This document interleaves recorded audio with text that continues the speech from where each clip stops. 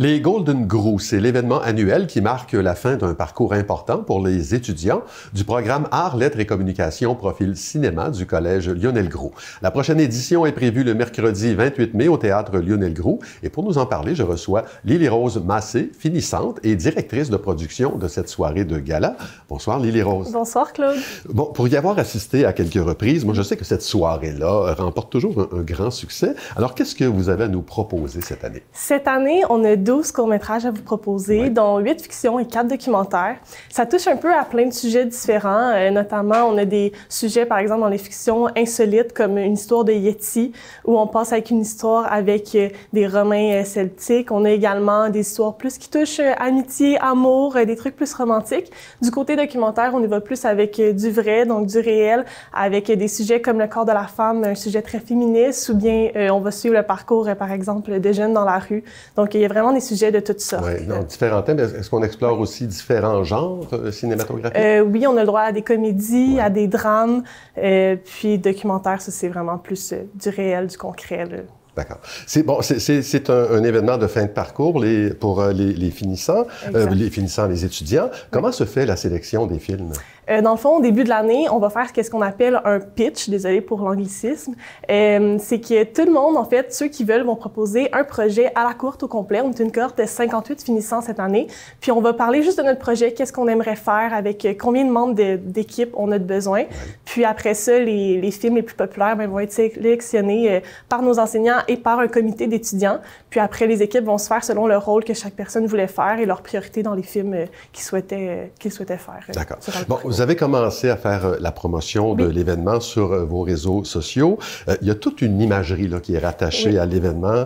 Cassette VHS, tourne-disque, et là je dis bien tourne-disque, pas table tournante.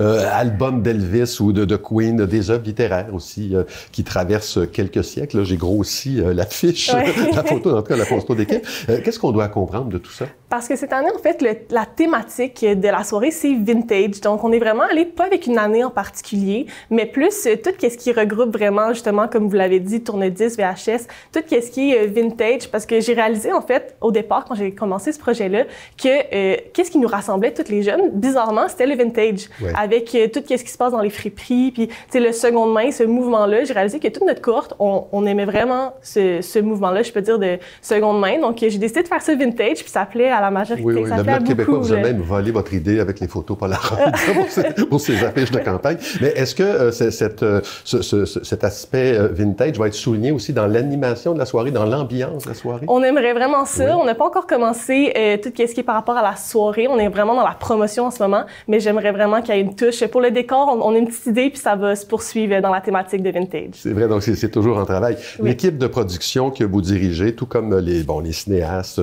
les équipes qui en font partie, tout ce monde-là jouera publiquement un rôle d'ambassadeur de ce programme-là qui est offert à Lionel Groux. Qu'est-ce que vous pouvez nous en dire? Du programme? Oui. Dans le fond, c'est un programme vraiment très, très fun, si je peux dire, parce que j'en fais partie. C'est un programme de 2 ans, un préuniversitaire, qui touche un peu à tout, autant cinéma que journaliste, du côté un peu média.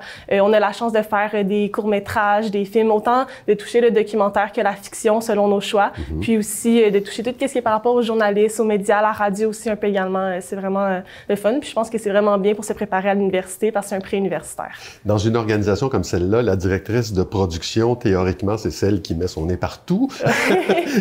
Quelle description vous pourriez nous faire de votre rôle? Je m'occupe vraiment de tout ce qui est finances, budget, échéancier, calendrier éditorial. Donc, je m'assure vraiment que tout est fait dans les temps. C'est moi aussi qui m'occupe des réseaux sociaux. Puis, j'ai une équipe également de 3 personnes avec un directeur de contenu qui est Nathan Descaries, une directrice artistique qui est Gabriela Carolina Sandoval-Landry, et Samuel Matafi qui s'occupe lui, il est directeur de médiatique, donc tout ce qui est les TikTok, puis notre balado également. En terminant, si je vous demandais pourquoi il faut absolument assister au Golden Groux, qu'est-ce que vous auriez à nous dire? Il faut assister tout d'abord pour nous encourager, mais également parce que c'est une belle soirée, c'est une soirée de célébration, c'est notre fin de parcours, puis je pense qu'on pourrait voir la culture de demain, puis peut-être vos prochains cinéastes favoris. Voilà, Lily-Rose Massé, merci beaucoup et bon succès. Merci beaucoup.